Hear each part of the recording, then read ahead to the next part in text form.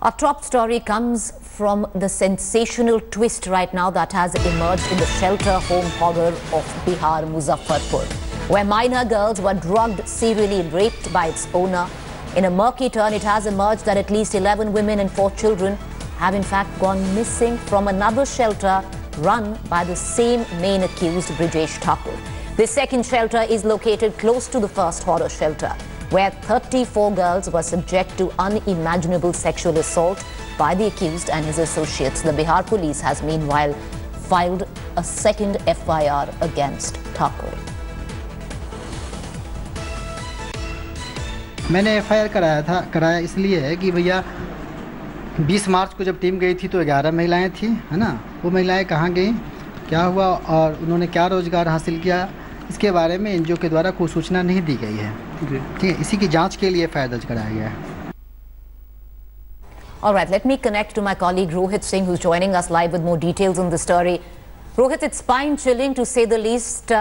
There is another shelter now that has been found, run by the same accused, Brijesh Thakur.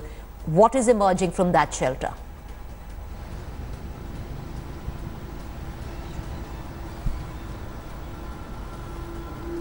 Well, Preeti, a second FIR has been registered against Brijesh Thakur, who was running the shelter home for girls, where 34 girls were raped over the last several months. And this second shelter home, which was also run by him, is just few kilometers away from this shelter home. And this shelter home was for the women who were homeless and small children. And ever since this entire, you can say this massive expose came to light and Brijesh Thakur was arrested, the Social Welfare Department of the Bihar government carried out an inquiry into all the other institutions and organizations that was run by Brijesh Thakur, and then it was found that this shelter home for women, where 11 women were present in March 2018, and when the second inquiry was conducted in June, all those 11 women were missing from that shelter home, and the 4 small children also who were present at that shelter home, they were also missing. So altogether 15% from this shelter home, which was run by Thakur, have gone missing. And look at the carelessness. The Bihar government came to know 2 months back that 11 women and 4 children went missing from this shelter home. But for 2 months, they did absolutely nothing about this. No FIR was registered. It's now that only a week back that this entire incident has been highlighted so much that the Bihar government has taken an initiative to lodge an FIR in this case only 2 days back. So a second FIR has been registered against Brijesh Thakur, but absolutely no clue till now as to where are these 11 women and 4 children who used to live in that shelter room which was run by Brijesh Thakur. You know, Rohit, stay on with me, because what we're going to do is we're going to talk a little more about what happened in the first shelter, because the details of that have emerged in the last 48 hours are spine-chilling. 34 girls raped inside a shelter home in Bihar's Muzaffarpur for several months. They were drugged, they were sexually abused, they were told to sleep naked, they were raped, and one of them says that, and this has been recorded under POCSO Special Court, where a 12-year-old says that one of the girls resisted and she was killed, murdered, and her body disposed of. The charge sheet filed by Bihar police has revealed several shocking details. Take a look. 34 girls raped repeatedly by several people over the past few months. The crimes that took place at this shelter home in Muzaffarpur district of Bihar has shocked the country's conscience. Now the charge sheet filed by the Bihar police, accessed by India Today, reveal more spine-chilling details.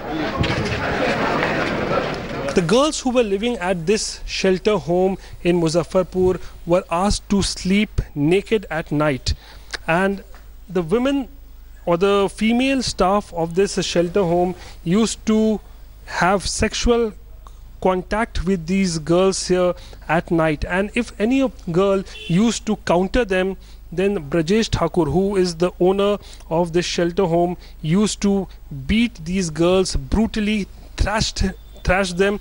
And what has been mentioned in the charge sheet is that Brijesh Thakur used to beat these girls on their private parts.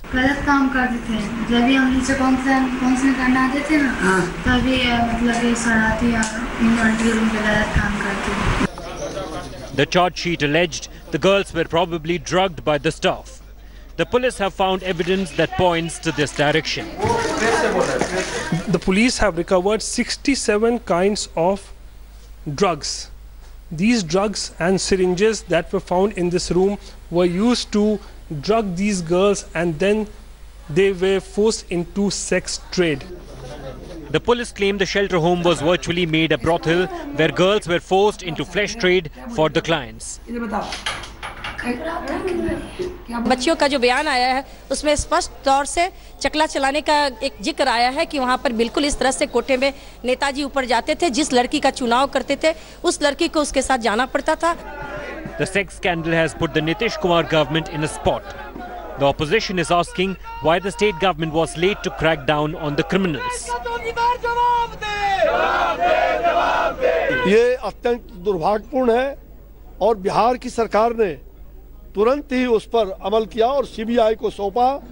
समकालीन भारतीय इतिहास में हमने इस तरह की रोंगटे खड़ी होने वाली घटना नहीं देखी. An FIR has been registered by the CBI in this entire case, and then they have now begun with the probe in this sensational case.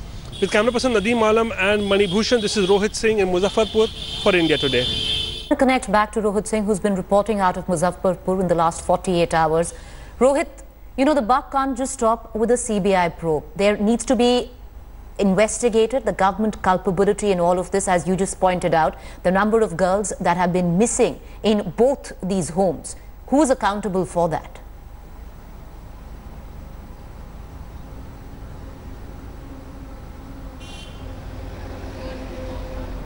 Well, Preeti, this entire mess that has come to light is much larger than what appears at this point of time, because the police is claiming that there are only 11 accused in this case, 10 of whom have been arrested and 1 is absconding. But there have been names and of several bureaucrats and politicians that have also come to light, because these victim girls in their statement have mentioned that there was a Tondwale Netaji who used to come to the shelter home and used to rape them. There was a Moochwale uncle who also used to come and rape these girls. So they have mentioned many other peoples and politicians, but the fact remains now that what kind of action will be taken, because the Bihar police investigation, if you could say, is now over. The entire case has been handed over to the CBI now, and then now CBI has to make inroads and probe, carry out the progress in this entire case, and remains to be seen, apart from the 10 main accused who have been arrested, all related to this shelter home. One who was running the shelter home and other are just a staff of the shelter home.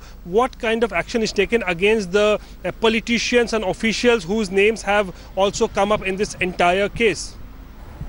And that is what needs to be investigated, Rohit, and that is what we're going to keep a keen eye on. Who is this politician? Why is he so connected that for days the government of Bihar refused to even look at this case, till the time, of course, it became a political hot potato. Thank you, Rohit, for joining us. What we're going to do is now cut across to the other developing story.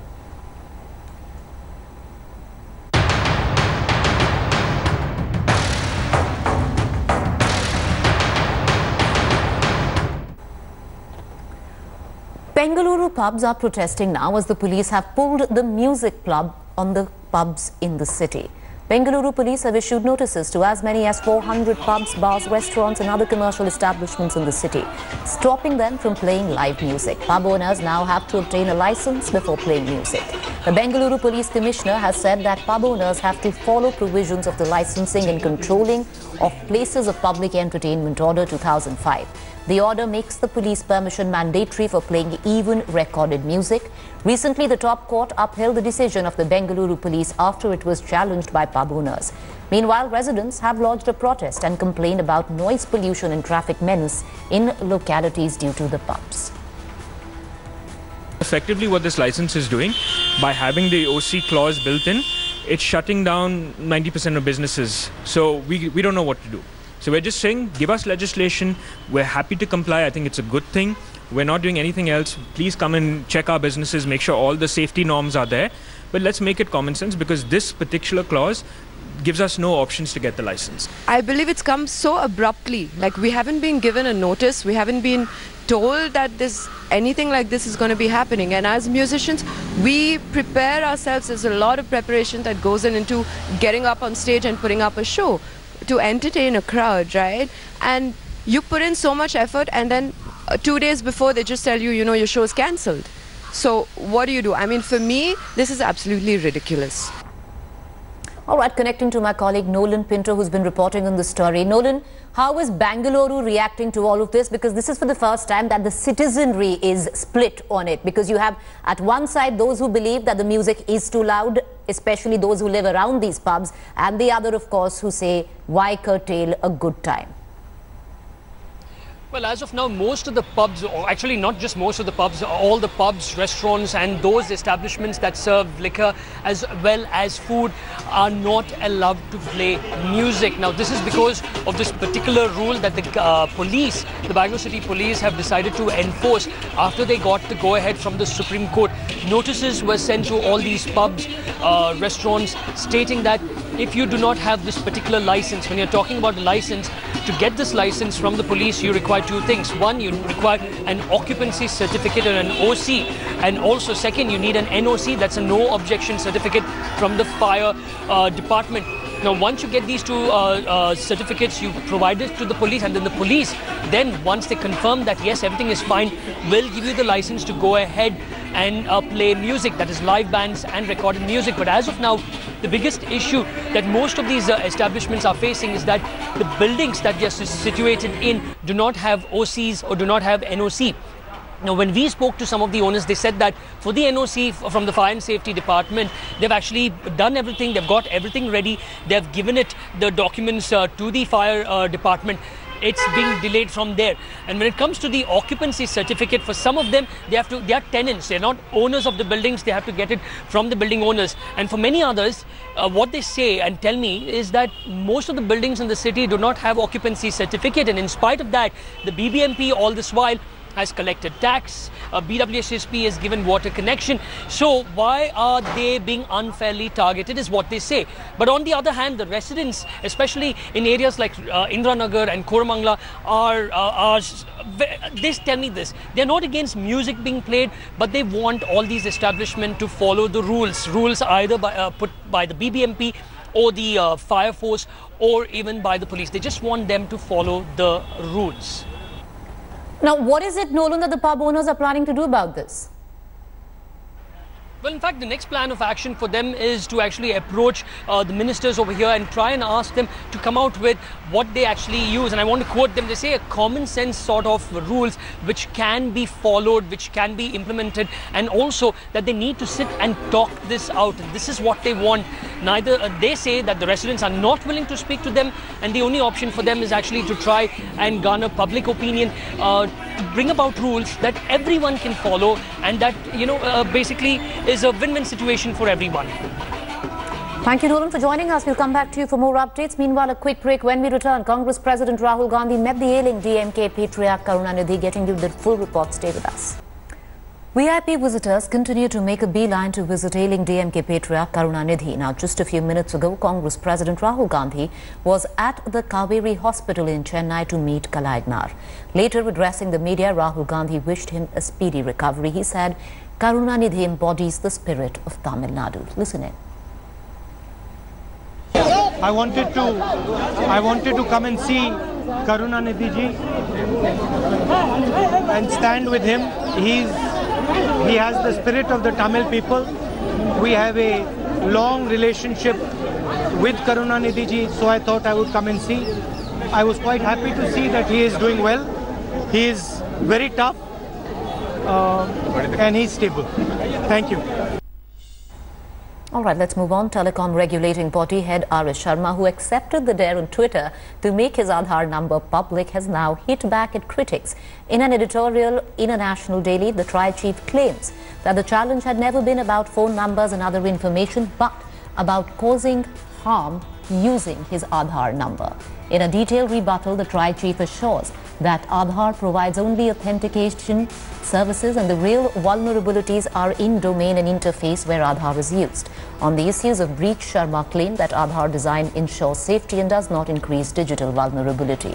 Mocking the attempt to deposit money in his bank account by hackers, he asserted that no money was deposited by hackers despite numerous attempts. Sharma's tweet revealing his Aadhaar number led to a frenzy amongst hackers, who claim that the TRAI chief's personal details have been accessed.